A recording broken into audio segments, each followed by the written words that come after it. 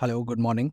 Today we have Dr. Anshul Avijit with us. He's the National Spokesperson of the Indian National Congress. Dr. Anshul, welcome to the podcast. Pleasure to be here. Dr. Anshul, today we've gathered here for the National Legislators Conference, Bharat, to sort of chalk out a way and a pathway ahead to the conference. So I want to sort of kick off this conversation very candidly by asking you, what is the need for a platform like NLC Bharat, and what kind of a hole in the wall does it hope to plug in Indian democracy?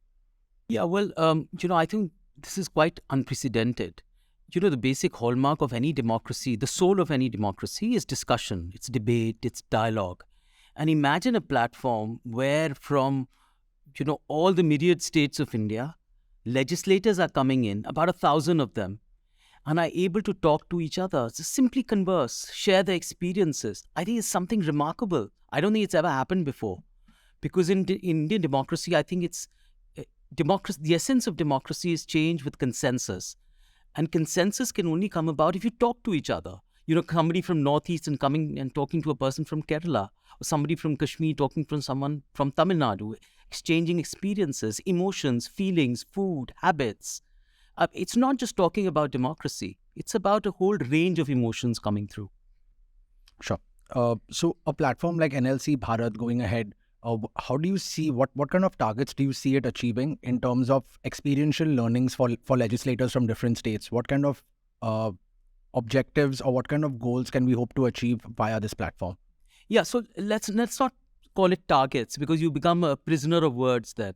Let's not say we're going to get this out of it. Just that the fact that people are coming together and talking is a huge achievement in itself. I'm talking to you right now. It's wonderful, right? We're exchanging ideas. For anything to conclude in that disciplinarian kind of way, in a school textbook kind of way, is not something that I really think about. I would think about exchange of ideas, feelings, emotions, democracy, talking about their own problems. What are the encounters with democracy? How is it different from the way we experience democracy in UP, in Bihar, in Tamil Nadu, in Mizoram, in Nagaland, in Maharashtra? What are the various experiences coming through? I think that is a kind of takeaway in itself.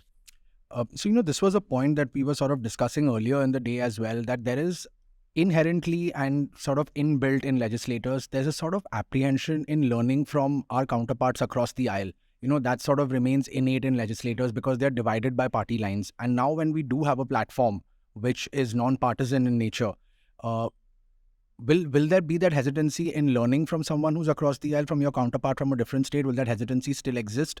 Or because since there is no competition here, will the learning be much more free-flowing? That's a good question. There is a tyranny of the party. And now the way party works, the individual legislature is not bigger than the party. So the party exercises full and absolute control. I think that's one of the problems, where legislatures are not allowed to speak or express themselves. So I don't think that the change will come about almost immediately.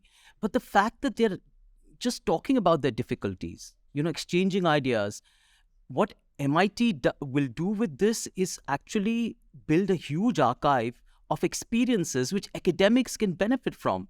I think that's wonderful. That's a marvelous thing that's going to happen. The documentation part will obviously play a very important role in nation building going ahead, because we will have a template to sort of fall back upon and learn from looking at that. Absolutely. But the fact that we need a platform like NLC Bharat also shows us that there are certain challenges that we have in our democracy as of today. According to you, what are these challenges in our democracy? Yeah, again, excellent question. Every democracy has challenges, throughout its period. We can never take democracy for granted.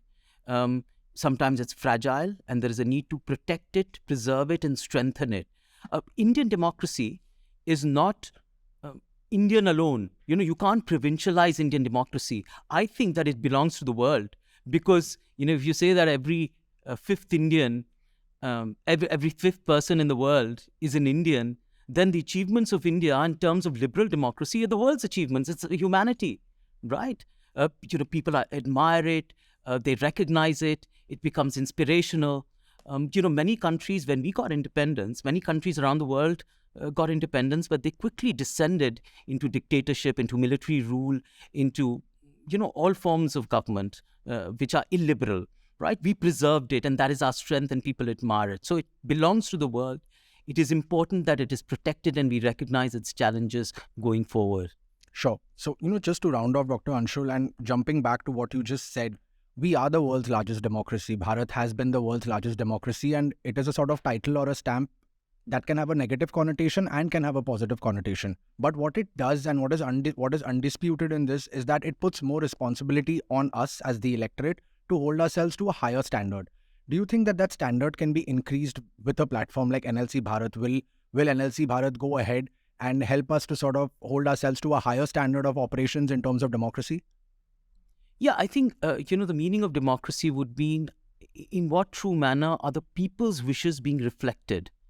I think there's a certain problem with Indian democracy, which I encounter, is that it's just now being reduced to elections alone, right? So we are just speeding from one election to another. So the processes that come in between elections, that is making laws, the responsibility of legislators, how they are accountable to the legislator, what are the individual sort of achievements, responsibilities, that all gets neglected because the press also has a role in this. Press only loves and is attracted by elections. They don't care what laws are being made. That's not going to make headlines. So the press is also responsible for this, and it's just being reduced to elections alone. I don't think that's a good trend. Democracy is holistic. It comprises of elections, which are very important, adult franchise, but also of institutions, of mechanisms of lawmaking, because unless you make far-reaching liberal laws, there'll be no progress, right? So everything is important. And I think a conference like this will, I hope, hopefully bring out a composite nature of Indian democracy. Sure. Thanks a lot, Dr. Anshul, for joining us on this podcast. Thank you so much. Pleasure. Thank you.